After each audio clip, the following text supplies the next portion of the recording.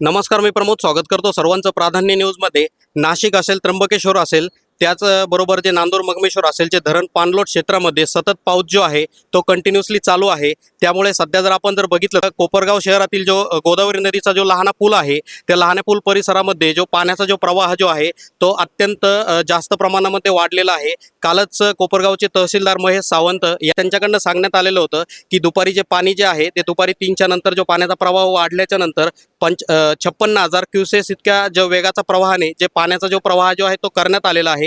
त्याचबरोबर रात्रीनंतर पाण्याचा प्रवाह वाढेल आणि 75 ते 80,000 क्युसेस इतक्या प्रमाणामध्ये पाणी जे आहे ते वाढेल। तर या ठिकाणी आपण सध्या जर बघितलं तर कोपरगाव शहर पोलीस ठाण्याचे पोलीस निरीक्षक उद्धवजी ढमाळे सुद्धा या ठिकाणी आहेत, म्हणजे पोलिसांचा बंदोबस्त सुद्धा या ठिकाणी आहे। त्याचबरोबर नागरिक सुद्धा मोठ्या प्रमाणामध्ये या ठिकाणी आलेले आहेत।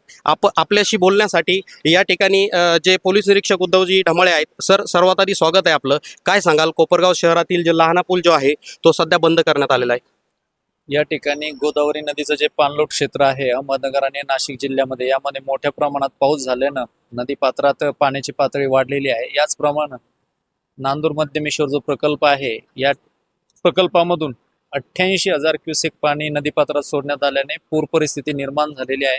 सर्व नागरिकांना विनंती आहे की कोणीही रील्स काढण्याची किंवा व्हिडिओ काढण्यासाठी पाण्याच्या जवळ जाऊ नये, किंवा कोणीही आपल्या कामाच्या निमित्ताने ज्या ठिकाणी पूर परिस्थिती असेल त्या ठिकाणी स्वतः पाण्यात जाऊ नये किंवा आपल्या वाहनांना देखील पाण्यात घालू नये, आपला जीव धोक्यात घालू नये असे आवाहन करण्यात येते। सध्या तरी सर जो लहाना पूल जो आहे तो कोपरगाव शहरातील हा बंद करण्यात आलेला आहे। आज पाणी जे आहे ते पुलावरनं क्रॉस झालेलं नाहीये, मात्र अजून काही पाण्याचा जो प्रवाह जो आहे तो वाढेल का, अशी काही अपडेट आहे का आपल्याकडे, काय सांगाल?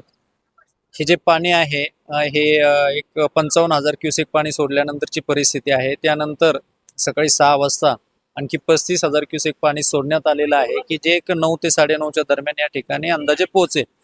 त्यामुळे एक सुरक्षा उपाय म्हणून कोणतीही जीवितहानी किंवा कोणताही अडचण किंवा कोणाच्याही जीवाला धोका होऊ नये म्हणून एक सुरक्षा उपाय म्हणून पोलीस विभाग तसंच प्रशासनाकडून हा पूल बंद करण्यात येत आहे।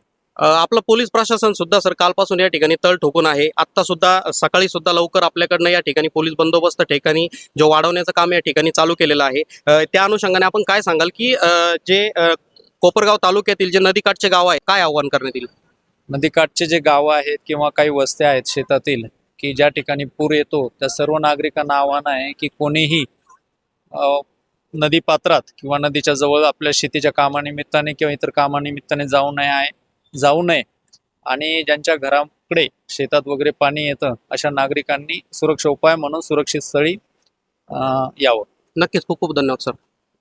तर आत्ताच आपल्याशी बोललेले आहेत कोपरगाव शहर पोलीस ठाण्याचे पोलीस निरीक्षक उद्धवजी ढमाळे यांनी माध्यमांना सध्या या ठिकाणी आपल्याला माहिती दिलेली आहे की सध्या सुरक्षेचा उपाय म्हणून जो कोपरगाव शहरातील जो लहाना पूल जो आहे तो या ठिकाणी सध्या तरी रहदारीसाठी बंद करण्यात आलेला आहे।